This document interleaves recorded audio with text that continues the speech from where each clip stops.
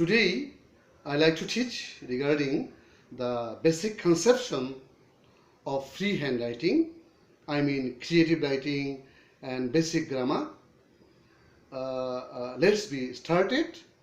তো সুপ্রিয় ছাত্রছাত্রী, তোমাদের উদ্দেশ্যে বলছি সেটা যে তিন আঙ্গুল দিয়ে, আমি আবার বলছি, তিনটি আঙ্গুল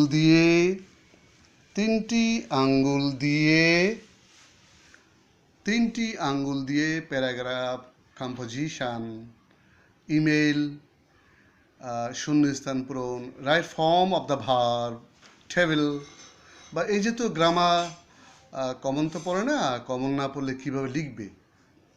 তা প্রথম আঙ্গুলে লেখা আছে টি, টেন্স। প্রথম আঙ্গুলে তোমার টেন্সটা ধরে ফেলবে। এটা কোন টেন্স আসছে? অ্যাডভার্বের টাইম, ভার্বের কাজ, বাংলা রূপ বের করে টেন্সটা ধরে ফেলবে প্রথম আঙ্গুলে। দ্বিতীয় আঙ্গুলে ভয়েস ধরার চেষ্টা করবে। দেখবে সেন্টেন্সের কাজটা কে করছে। যদি সাবজেক্ট নিজে কাজ করে, নিজে সক্রিয় থাকে, কে কাজটি করেছিল বা করবে প্রশ্ন করলে উত্তর পাওয়া যায়, তখন অ্যাক্টিভ ফর্মে, অ্যাক্টিভ ভয়েসে উত্তর লেখার চেষ্টা করবে। কিন্তু দেখা যায় না, সবার আগে সাবজেক্ট নেই, নাউন বা প্রোনাউন সক্রিয় নেই, কে কাজটি করেছিল বা করবে প্রশ্ন করলে উত্তর পাওয়া যাচ্ছে না, উত্তর নিষ্ক্রিয় রয়েছে, প্যাসিভ। সবার আগে নিষ্ক্রিয় নাউন আছে, নিষ্ক্রিয় বস্তুবাচক শব্দ আছে, বা অবজেক্ট আছে, তখন সেটা প্যাসিভ ফর্মে উত্তর লিখবা। That means passive voice. এবার ভার্বের সঠিক রূপ। Verb plays an important role in the grammar and the free hand writing. Verb ভুল হলে সব সর্বনাশ হয়ে যাবে। ইউ উইল কাট আ সরো ফিগার, তুমি ফলাফল খারাপ করবে। So cutting a good figure in the exam, পরীক্ষায় ভালো ফলাফল করার জন্য, ফুল নাম্বার পাওয়ার জন্য ভার্ব একটা ইম্পর্টেন্ট জায়গা। তা তৃতীয় আঙ্গুলে ভার্বের সঠিক রূপ মিন্স ভার্বের প্রথম রূপ বসবে, নাকি দ্বিতীয় রূপ বসবে, নাকি তৃতীয় রূপ বসবে, সেটা পরীক্ষা হলে বসে, পাবলিক পরীক্ষায়, স্কুল, কলেজ বা ইউনিভার্সিটির ইন্টারনাল পরীক্ষায় এটা ভাবতে হবে। এবং সেই মূল ভার্বের শেষে এস বা ইয়েস অবশ্যই বসবে, আইএনজি অবশ্যই বসবে। নতুন করে ডি, ইডি, টি, এনই অবশ্যই যুক্ত হবে। সেটা লক্ষ্য রাখবে যুক্ত করেছো কিনা, এবং সেটা হতে হবে টেন্সের নিয়মে। কিন্তু যদি টেন্সের নিয়মে এগুলা কিছুই যুক্ত না হয়, তা ভুলেও ব্যবহার করা যাবে না। আমি আবার বলছি, সবার আগে টেন্সটা ধরে ফেলতে হবে, তারপরে ভয়েস ধরবা, সব শেষে ভার্ব এর সঠিক রূপটা লিখবা। ফ্রি হ্যান্ড রাইটিং হোক, বেসিক গ্রামার হোক, তাহলে আশা করছি তোমরা ভালো করবে। তো ধরো আমি বলছি, হি ইউজেস দ্য ইন্টারনেট, সে ইন্টারনেট ব্যবহার করে। তাহলে প্রথম টেন্সের কাজ আসলাম, কে ব্যবহার করে? সে। সাবজেক্ট সক্রিয়, সাবজেক্ট পাওয়া গেল। এটা করে সত্য, ইন্টারনেট ব্যবহার করে সত্য, অভ্যাসগত ব্যাপার। এবং বর্তমান, তাহলে প্রেজেন্ট ইনডিফিনিট টেন্স।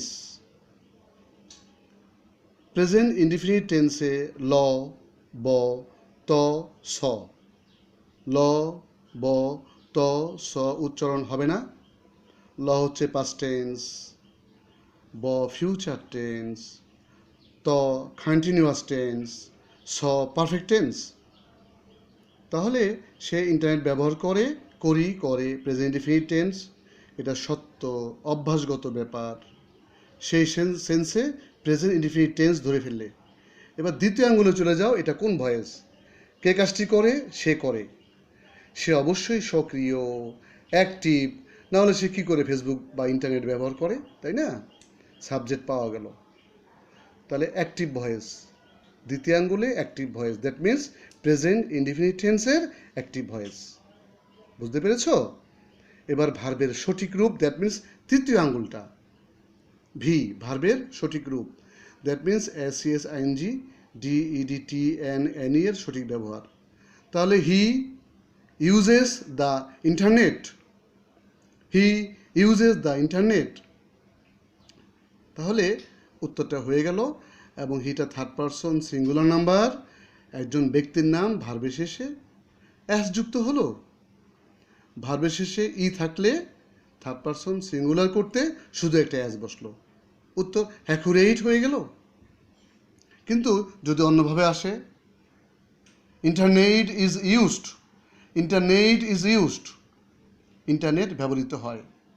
টেন্স ধরো, ইন্টারনেট পৃথিবীতে আছে, সত্য অভ্যাসগত ব্যাপার, সবসময় মানুষ ব্যবহার করে এবং বর্তমান এবং ব্যবহৃত হয়, হয় অন্তস্থীয়, প্রেজেন্ট ইনডিফিনিট টেন্স, টেন্স ধরে ফেললে প্রথম আঙ্গুলে। এবার দ্বিতীয় আঙ্গুলে ভয়েস ধরো, কে ইন্টারনেট ইজ ইউজড, ইন্টারনেট ব্যবহৃত হয়, কে ব্যবহার করলো? সাবজেক্টটা বলো। নেই, সাইলেন্স, নিষ্ক্রিয়তা, সাবজেক্ট নেই।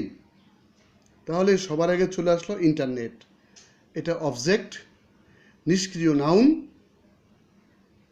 সে জড় পদার্থ, নিজে কাজ করতে পারে না, প্যাসিভ, প্যাসিভ নিষ্ক্রিয়। তাহলে বোঝা গেল দ্বিতীয় আঙ্গুলে ভয়েস ধরে ফেললাম, এটা প্রেজেন্ট ইনডিফিনিট টেন্সের প্যাসিভ ভয়েস। বুঝতে পেরেছ? এবার তৃতীয় আঙ্গুলে ভার্বের সঠিক রূপ। তা আমরা জানি প্রেজেন্ট ইনডিফিনিট টেন্সের প্যাসিভ ভয়েসে এম, ইজ, আর এবং ভার্বের 3 নম্বর রূপ বসে। দ্যাট মিনস অবজেক্টটা লিখে এম, ইজ, আর ভার্বের 3 নম্বর রূপ।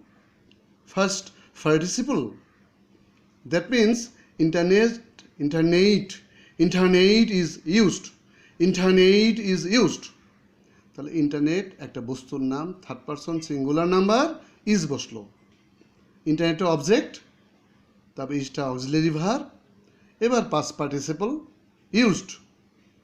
তা মূল ভার্বের শেষে ই ছিল, ইউজ, পাস্ট পার্টিসিপল ভার্বের 3 নম্বর রূপ করতে একটা ডি যুক্ত হলো। তাহলে ভার্বের সঠিক রূপ কি?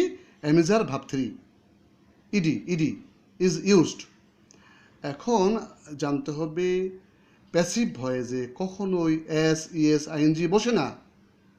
প্যাসিভ ভয়েসে পাস্ট পার্টিসিপলে ভার্বের 3 নম্বর রূপের শেষে, 3 নম্বর রূপের শেষে এস, ইএস, আইএনজি বসে না। সুতরাং ইন্টারনেট ইজ ইউজেস হবে না, ইন্টারনেট ইজ ইউজিং আইএনজি হবে না, past participle ed, internet is used. এইভাবে চেষ্টা করে যাও, সুস্থ থেকে, নিরাপদ থেকে, সেফটির মধ্য দিয়ে তোমরা জীবন গড়ো, লেখাপড়া করো, ভ্যালু অফ টাইম, পারসিভারেন্স বা উইল পাওয়া এবং হার্ডওয়ার্কিং, কঠোর পরিশ্রম, অধ্যবসায়কে একত্রিত করে চেষ্টা করলে তোমরা অনেক বড় কিছু হতে পারবে। বিসিএস ক্যাডার হবে, সিএসই হবে, ট্রিপলি করবে, ঢাকা ইউনিভার্সিটি ভর্তি হওয়ার চেষ্টা করবে, বিসিএস ক্যাডার হয়ে বড় অফিসার হবা, ম্যাজিস্ট্রেট হবা, ডিসি স্যার হবা, অনেক সচিব হবা, অনেক বড় বড় কিছু হবা। তোমরা চেষ্টা করো, চেষ্টার কোনো বিকল্প নেই। আমি চেষ্টা করছি তোমাদের কিছু দেওয়ার জন্য। আমিও যে ইংরেজি খুব ভালো বুঝি ঠিক সেটা না, তবে চেষ্টা করছি কিছু দেওয়ার জন্য। It is high time to build your career, don't waste a little moment. একটু সময় অপচয় না করে এই লকডাউন অবস্থায়, এই কোভিড-19-এ তোমরা জীবন গড়ো, চেষ্টা করো। আমি শেষ করে দিচ্ছি, আবারও বলছি, তোমার ডান আঙ্গুলের মাঝখানে 3টে আঙ্গুল ধরো, এখনই প্র্যাকটিস করো। প্রথম আঙ্গুলটা টি মানে টেন্স, দ্বিতীয় আঙ্গুলটা ভি মানে ভয়েস, তৃতীয় আঙ্গুলে ভার্বের সঠিক রূপ। 3 আঙ্গুল। তো সবাই ভালো থাকো, সুস্থ থাকো। ধন্যবাদ সবাইকে।